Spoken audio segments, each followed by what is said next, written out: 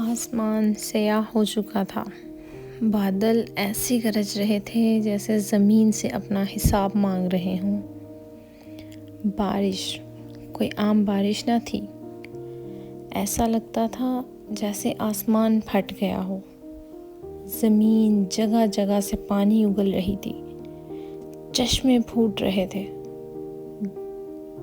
گھر، گلیاں، میدان سب پانی میں ڈوب چکے تھے۔ کشتی بلند لہروں پر اٹھ رہی تھی، ہر موج پچھلی سے زیادہ خوفناک تھی، مگر اس ہولناک منظر کے درمیان حضرت نوح علیہ السلام کا دل کسی اور درد میں مبتلا تھا۔ ان کی نگاہ بے چین تھی، وہ کسی کو تلاش کر رہے تھے، اپنے بیٹے کو۔ نوح علیہ السلام کشتی کے کنارے کھڑے تھے، ان کے کپڑے بھیگ چکے تھے، بارش چہرے پر پڑ رہی تھی، مگر آنکھوں میں جو نمی تھی وہ بارش کی نہ تھی۔ دور پانی کے درمیان ایک نوجوان پہاڑ کی طرف بڑھ رہا تھا، ہر قدم کے ساتھ پانی اس کے قریب آ رہا تھا۔ وہ ان کا اپنا بیٹا تھا، وہی بیٹا جسے انہوں نے بچپن میں گود میں اٹھایا تھا، جسے نصیحتیں کی تھیں، جسے بارہا سمجھایا تھا۔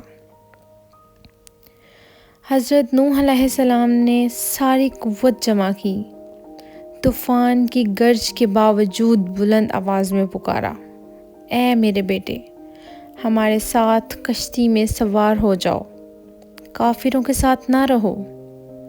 یہ آواز صرف ایک نبی کی دعوت نہ تھی، یہ ایک باپ کا ٹوٹا ہوا دل تھا، یہ محبت تھی، درد تھا، آخری امید تھی۔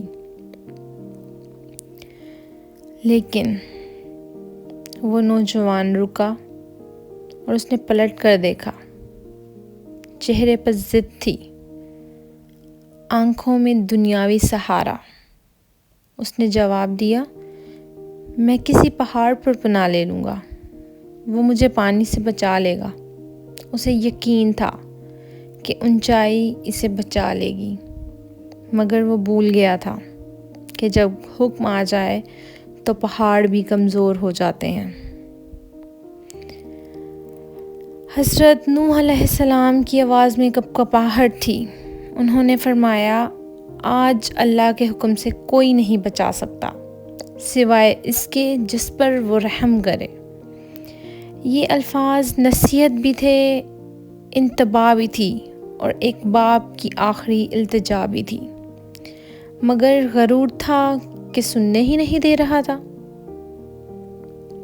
اچانک ایک لہر اٹھی، ایک بہت بڑی لہر، ایسی لہر جو آنکھوں کے سامنے پہاڑ کو چھپا دے۔ پانی دیوار بن کر باپ اور بیٹے کے درمیان حائل ہو گیا۔ ایک لمحہ، بس ایک لمحہ، اور وہ نوجوان جو پہاڑ کو اپنا سہارا سمجھ رہا تھا، پانی میں غائب ہو گیا۔ کوئی آواز سنائی نہ دی، کوئی مدد نہ آئی، سب کچھ طوفان کی شور میں دب گیا۔ کشتی لہروں پر آگے بڑھ رہی تھی، زندگی بچانے والوں کے لیے راستہ بن رہا تھا، مگر حضرت نوح علیہ السلام کے دل میں ایک اور طوفان برپا تھا۔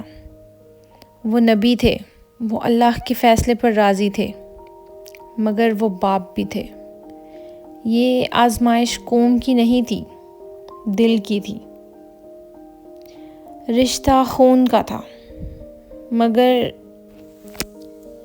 ایمان کا نہ تھا، اور قیامت تک کے لیے یہ واقعہ ایک سبق بن گیا۔ نجات طاقت میں نہیں، نجات مقام میں بھی نہیں، نجات خاندان میں بھی نہیں، نجات صرف ایمان میں ہے اور اطاعت میں ہے، نجات صرف اور صرف اطاعت میں ہے۔